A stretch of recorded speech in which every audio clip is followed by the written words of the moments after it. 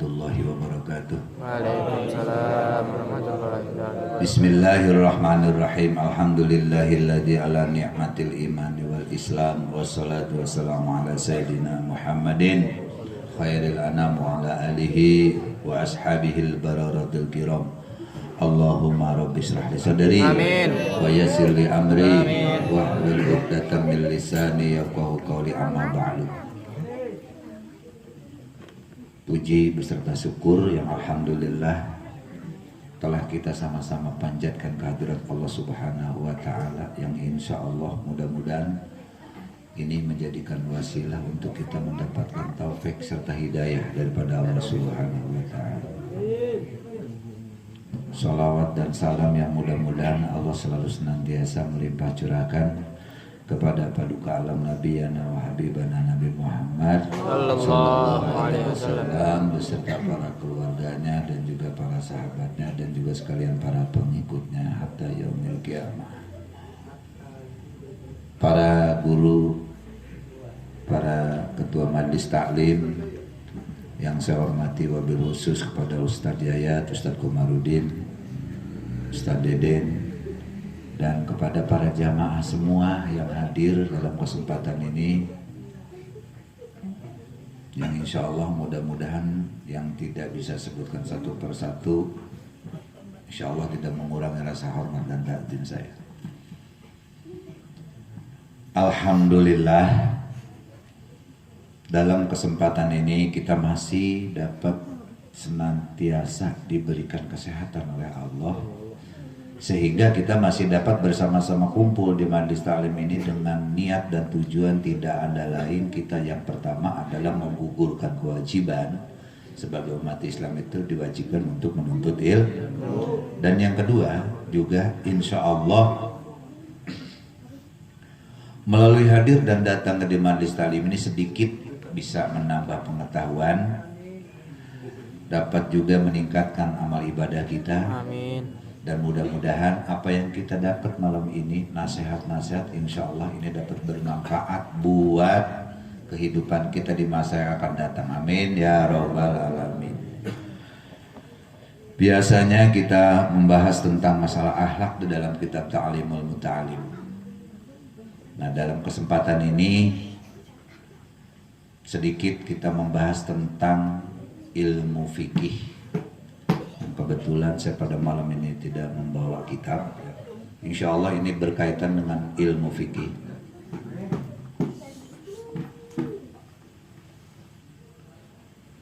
Di antaranya fardu, yang dinamakan fardu itu ada al-fardu qoblal faridoh, ada al-fardu ba'dal faridoh. Ada sesuatu yang wajib sebelum yang wajib, ada sesuatu yang wajib sesudah yang wajib. Sesuatu yang wajib sebelum yang wajib yaitu menuntut ilmu, hukumnya wajib. Yang wajibnya contoh yaitu melaksanakan ibadah sholat. Sebelum kita melaksanakan sholat yang wajib, maka ada kewajiban yang wajib yaitu menuntut ilmu tentang masalah ibadah sholat. Ada juga al-fardu ba'dal faridoh. Begitu banyak setelahnya kita menunaikan kewajiban yaitu menuntut ilmu, ada kewajiban lagi menjalankan apa yang sudah kita didapat di dalam menuntut ilmu. Jadi dalam kesempatan ini mari kita sedikit mengingatkan, ini khususnya para remaja, anak-anak majlis, berkaitan dengan ibadah sholat, di mana sering guru kita nih anak-anak majlis, Ustadz Yayat, sering menyampaikan tentang pelajaran bab sholat, baik itu tentang bab wudu, baik tentang bab rukun dan syarat sholat, pembatalan sholat. Sedikit mungkin saya membahas tentang masalah rukun. Rukun itu artinya wajib. Wajib itu tidak boleh tidak, harus. Rukun di dalam sholat itu jumlahnya ada yang mengatakan 13, ada yang mengatakan 17. Yang 17 itu tumak ninah dihitung. Kalau yang 13 tumak ninahnya itu udah termasuk. Di antaranya rukun-rukun di dalam sholat ini yaitu takbiratul ihram, niat, membaca Fatihah, ruku beserta tumaninahnya, iktidal, bangun daripada ruku beserta tumaninahnya. Ini yang 13 nggak dihitung tumaninahnya. Terus sujud tahiyat, tahiyat awal, tahiyat akhir, jumlah jamblehnya ada 17. Nah, ini awas, hati-hati. Ini bab sholat. Yang 17 ini terbagi 3.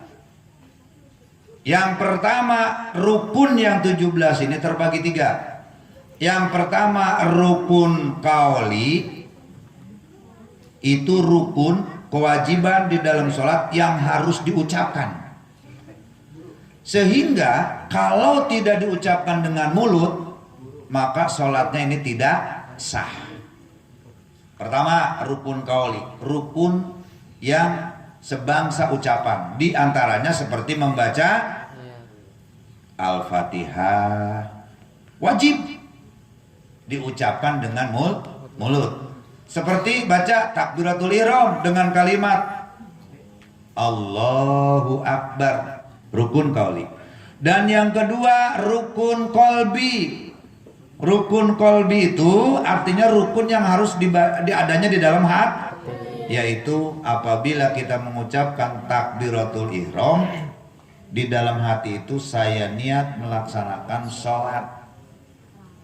Nah, di dalam sholat ini, di dalam kitab Sapinah diterangkan yang namanya niat di dalam sholat ini harus qasdu dan ta'in.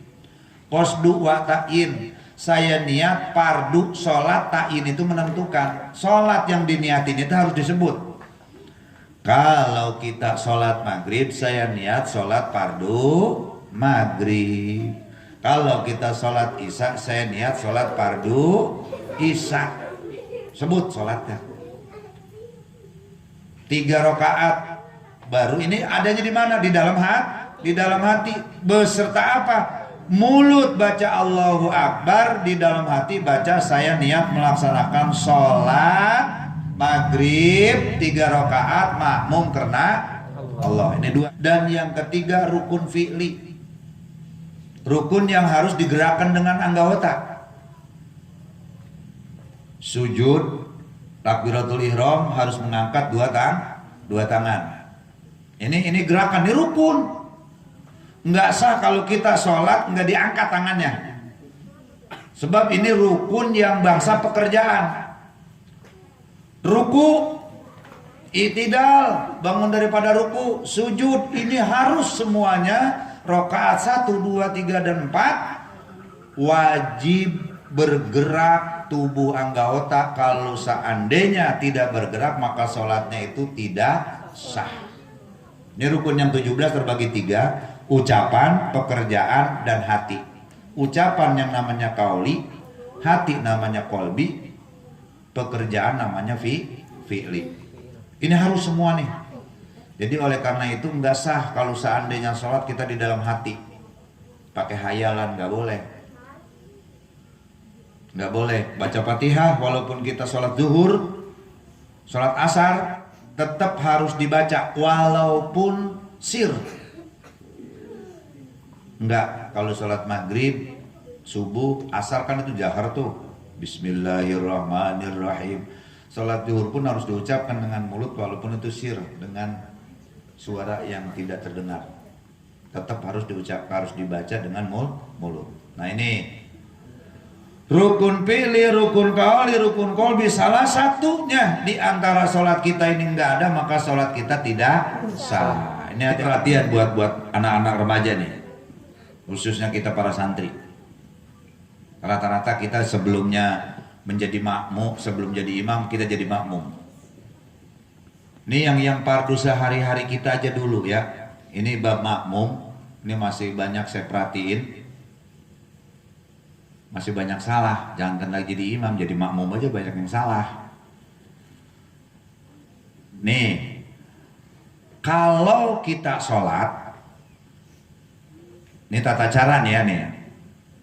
Kalau kita sholat, Ustadz Yayat datang sama ente berdua, maka kita makmum ada di sebelah kanan imam.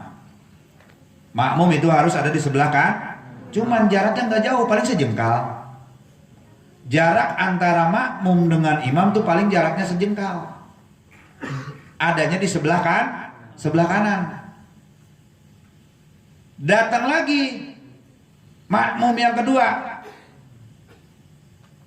adanya di sebelah kiri. Nih ya, yang suka ngaji nih harus bisa.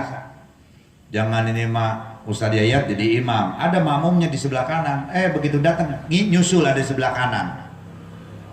Jadi kalau ente datang yang kedua, kebetulan siapapun yang lagi imam terus makmumnya sendirian, maka ente yang kedua yang baru datang adanya di sebelah kiri. Sama jaraknya sama makmum yang ada di belakang imam. Berarti jaraknya paling antara makmum dengan imam itu sejengkal.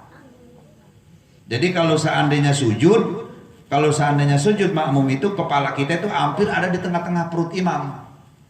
Ini kalau makmumnya berdua, datang lagi nih kita yang makmum ketiga. Waduh, ini Ustadz Yayat imamnya di sebelah kanan ada, sebelah kiri ada. Nah ini yang nggak ngaji bingung, kiri kanan. Kita duduknya, sholatnya ada percis lurus dengan imam.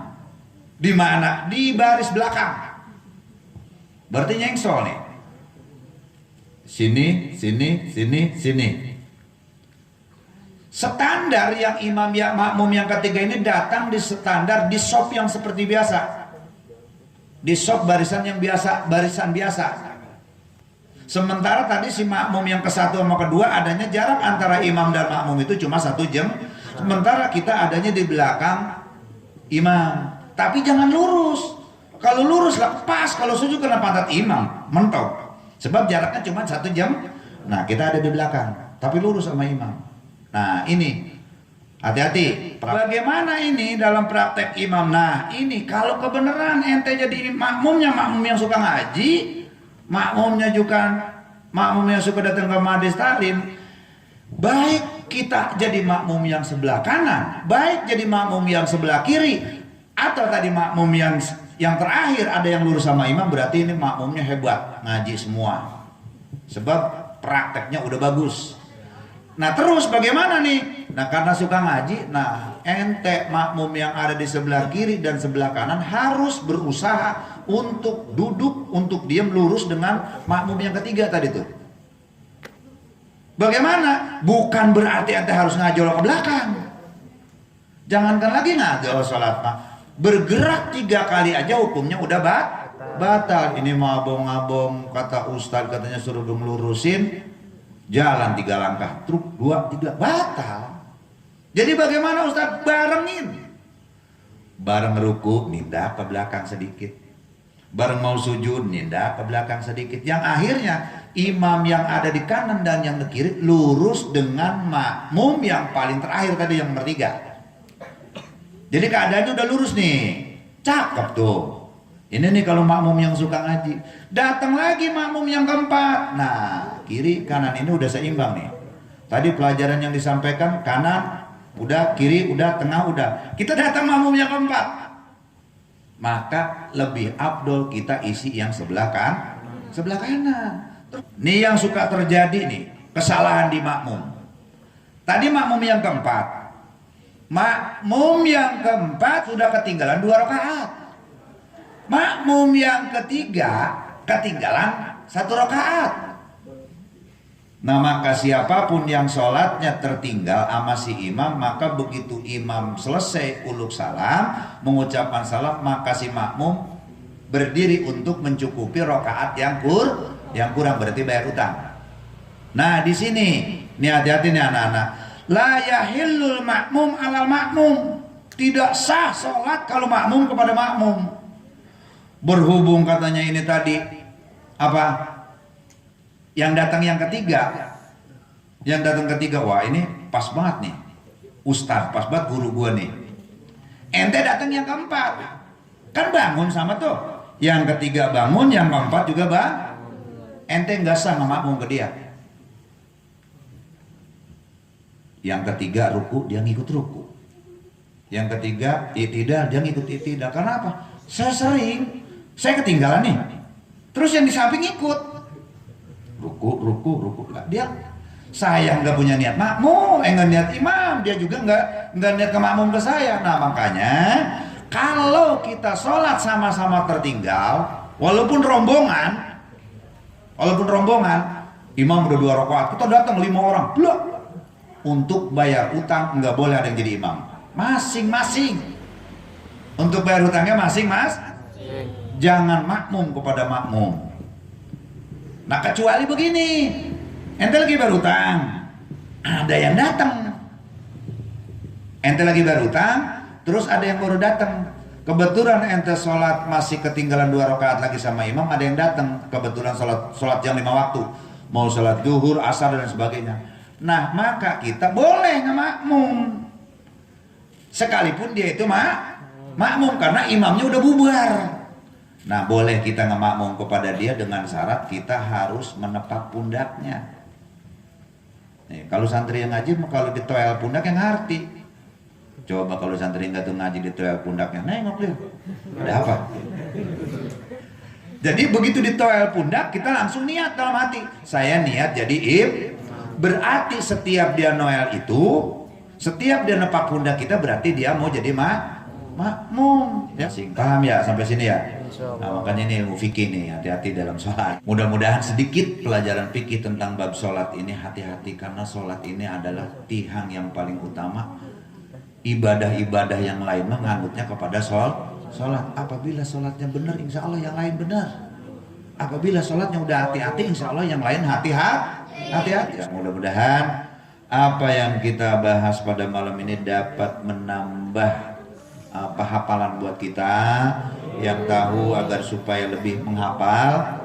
Semoga kesalahan-kesalahan kita yang selama ini apabila tidak sesuai dengan hukum, insya Allah diampuni oleh Allah Subhanahu wa ta'ala. Al-Fatihah. A'udzubillahi minasyaitonirrajim. Bismillahirrahmanirrahim. Alhamdulillahirabbil alamin. Arrahmanirrahim. Maliki yaumiddin. Iyyaka na'budu wa iyyaka nasta'in. Ihdinas siratal mustaqim. Siratal ladzina an'amta 'alaihim ghairil maghdubi 'alaihim waladdallin. Rabbighfirli wa liwalidayya. Amin. Ihdinas siratal mustaqim. Billahi taufiq wal hidayah. Assalamualaikum warahmatullahi wabarakatuh.